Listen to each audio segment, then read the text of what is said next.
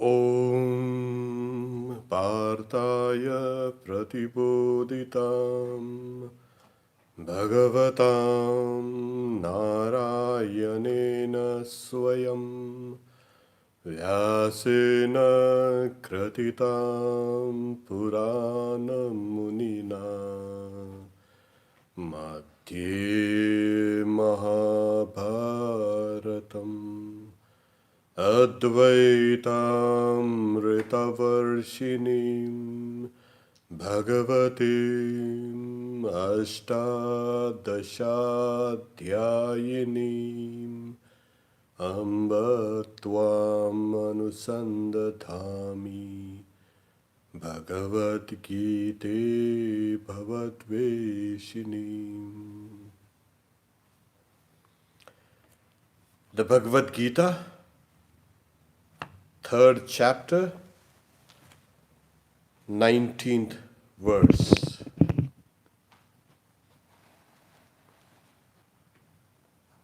Those of you who are sitting down with a copy of the Bhagavad Gita could open it at this verse, 3:19. Therefore, remaining unattached, always perform your obligatory duties. For by performing one's duties without attachment, a person attains the highest. The meaning is simple. Tasmad asakta satatham karyam karma samachara. Asakto hyacharan karma paramapnoti purusha. What is important is here the last words. A person attains the highest. How? By performing one's duties, and everybody performs duties, but there is a caveat here. What is that? Without attachment. How does one perform actions without attachment? See, in the previous verses we have seen how the Lord has spoken about the wheel of Brahma, the wheel of creation, in where every one of us are attached to that wheel, are in that wheel, somewhere on the spokes. This huge wheel that is turning and turning and turning. So here we are. If we have this idea that this is the massive web of life, the wheel of life, then whatever I do will be a kind of contribution that goes to everyone. We think, oh, nobody's watching me work, or nobody's acknowledging my work, or my work is not good enough. That will not do. You don't need a supervisor. You don't need somebody who can stand and applaud you or congratulate you. Oh, you are so. Generally, people criticize. You don't need people's opinions and people's applause and people's kind of, yeah, that guy is really good. Yeah. Oh, no. The sense of duty, the sense of responsibility should impel you. What are you responsible for? For the whole world. But me, insignificant me, that's what you think. But according to this subject matter, you are not insignificant. Everyone has a role to play in this great scheme of life, this massive life. And today we can understand how we affect and act and react on each other in this COVID times. Can you imagine? something that started somewhere and just taken over the whole world, and how interconnected we are, how careful we are. We ought to be. We have been careless, and that's the reason why, even after dire warnings, we have been able to. It may have started with one person or two persons, and now there are thousands dying out of it, and millions affected by it. A small, insignificant, partially alive, partially dead entity, you can call an entity also, has taken over the world. Can you imagine if you do a small, insignificant action which you feel is insignificant, but it has significance. It has tremendous, you can say, power that will keep on rolling down and down and down and over. It may start small. If the impulse is good and noble, this good and impulse noble will run down the whole wheel of this world machine. Therefore, that's why the Lord says, Tasma, therefore, asakta satatam, that is, always remaining unattached. Karyam karmas samachara, perform your obligatory duties. It's a tremendous statement. You see, this, people say, oh, you see, my mind is restless, how do I control it? Well, you have not been working correctly all these years. Simple as that. If you perform your obligatory duties, or you shoulder your own responsibilities. And what are your responsibilities? Your responsibilities are towards the whole world. Not only to something small, to my this, my that, my comfort, my religion, my language, my race. No. You have the power to become an irresistible force. This is the way to develop a strong, stable, and a powerful mind. Such minds can be controlled. Not puny, weak minds which have no strength, which has no love in it, which has no compassion, which is selfish. You think you can control such a mind? Impossible. That is the reason why this verse is very important. So you say, and then once you keep on doing it, therefore, remaining unattached, always perform your obligatory duties. Then, for by performing one's duties without attachment, a person attains the highest. Can you imagine this? A person attains the highest. What is the highest? Well, what highest? What do you want? You want, obviously, you're not interested in the small things of the world. What is the highest? Perfection. It's not anything else. There are spin-offs to your work towards as you proceed towards perfection. That's not relevant here. But what is the highest? Perfection. And why is this perfection called highest? Yes, because somewhere deep down we intuit this perfection, as well as we also intuit our lack of perfection. Otherwise, if we think we are perfect, well, you won't be striving for perfection. There is a contradictory feeling in our minds. We know that there is a perfection, And at the same time, we feel inadequate, we feel imperfect, and that impels us to go towards perfection. And what are the methods? Karma, work. What work? Responsible work. But I do work. You may be doing work, but if you have that in mind, that this helps the whole world. Do you know what happens to you?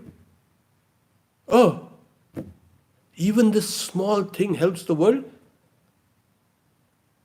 Then your actions become deliberate, your actions become meaningful, your actions become powerful. You derive a new meaning about life, about the world, and you keep on doing this. So without attachment, not without attachment to work. You must be attached to work, but you must be detached from the results of that work. And that's what is the constant refrain of this Bhagavad Gita. You must be attached to work. Work you must be fully engaged with, but you must be detached from the results of that work, which is important. People become detached from work and become attached to something called fruits of work. Why is that so? Because we have not been able to understand the secret, the methodology of work. And that is why we have this great dissonance. There's something called cognitive dissonance. I know this is true, yet I behave in a contrary way. My behavior is contrary to what I think and believe and see. Why is that? This is cognitive dissonance. I know this is what is true, and yet I'm doing exactly opposite. So we must be attached to work, constantly work, and couple of verses here will explain why we've got to be constantly attached to work and be detached from the fruits of work, the results. If you always have the idea, or this calculating idea, this business-like idea of give and take, you can't be a karma yogi. You can't work.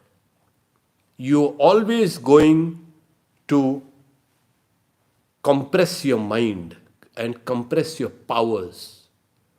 As you slowly expand your powers of work, so will your mind also expand.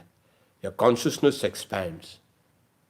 Till you feel in that insignificant place where you are, an insignificant person you are performing actions which are significant. Why? Because it's reaching out to the maximum people, maximizing your potential. This. So your insignificant outlook about yourself now has changed. You become a significant part of this huge world. Remember, when you work, that the whole world depends on you. Yes, it might seem egotistical, nothing egotistical. An egotistical person will say, oh yes, I'm working for myself or my family. But the other side is, I'm working for the whole world. And as we keep on with this attitude, we will become more and more selfish, and we will be unstoppable in anything we do. That's why tasma, therefore, remaining unattached always, perform the obligatory duties. For by performing one's duties without attachment to results, a person attains the highest. The person attains perfection. A person attains God. A person attains infinity. So from the insignificant you that you have started, you bring importance and significance in your life through work, and through that, as your powers expand and expand, you reach the highest, you reach perfection. The commentator says, if when you work, do it as a dedication to God. It's as simple as that. So whenever you work, after you finished a particular work, pray, saying that, yes, this is for you. This is for God. There, that's over for you. And that will kind of energize you. I'm doing this for God. I'm not doing it for me or anyone else. That's another attitude. That will bring surrender, that will bring bhakti, devotion. So, work as a dedication to God.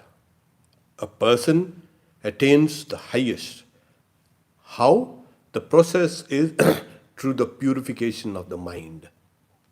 Once the mind which is clamped, which is locked, becomes unlocked, becomes uncramped, starts expanding, the mind goes through the process of purification.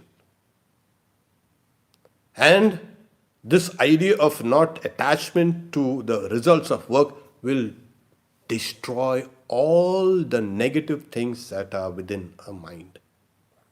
And we gradually attain the perfection. The next verse, 3rd chapter, verse 20. For Janaka and others strove to attain liberation through karma itself. You ought to perform your duties, keeping also in view the prevention of humankind from going astray. Now, this is a kind of a direct, you can say, instruction with the Lord. Here you work, he's telling Arjuna, you work in a detached way. Okay. So he's given an example. Are you the first one, or is this the first time that this has been taught to the world? No. This is a kind of a recapitulation of that old idea that perfection can be attained through work. And he is giving an example of the King Janaka. King Janaka is a mighty figure in Indian literature, Puranic literature, my God. He is the father of Sita. What more is this? He was a king. And all through the various mythological literature, you'll find this King Janaka. In one of the greatest of the Upanishads called the Brihad Aranyaka, you find Janaka there. That in his darbar, in his assembly, all the great sages have come and are deliberating on the knowledge of Brahman. Tremendous. So, by giving the Janaka as an exemplar, that Janaka had attained perfection through work. Well, here it is. And he also gives him another incentive. Why? What's that? The other incentive is, you ought to perform your duties keeping also in view the prevention of humankind from going astray. Well, if you are lazy, critical, hypercritical, selfish, what happens, you will meet critical, selfish, hypercritical people. And because that's the world, you have crows, they kind of stay along with the crows, they're the group. And you have pigeons, they live with pigeons. And you have all types of people, they seek their own level, like water seeks its own level. People of a similar kind of mind, they will seek people of other minds. Or those kind of minds will draw you there. If you have that seed within you. Yeah, go ahead. Just tell them that we're gonna change. Give us a Just, 2 minute. Just tell them to go to the other video that is already on. You could go to the other video that's already on. We have a small technical glitch. This will take a couple of seconds, of course.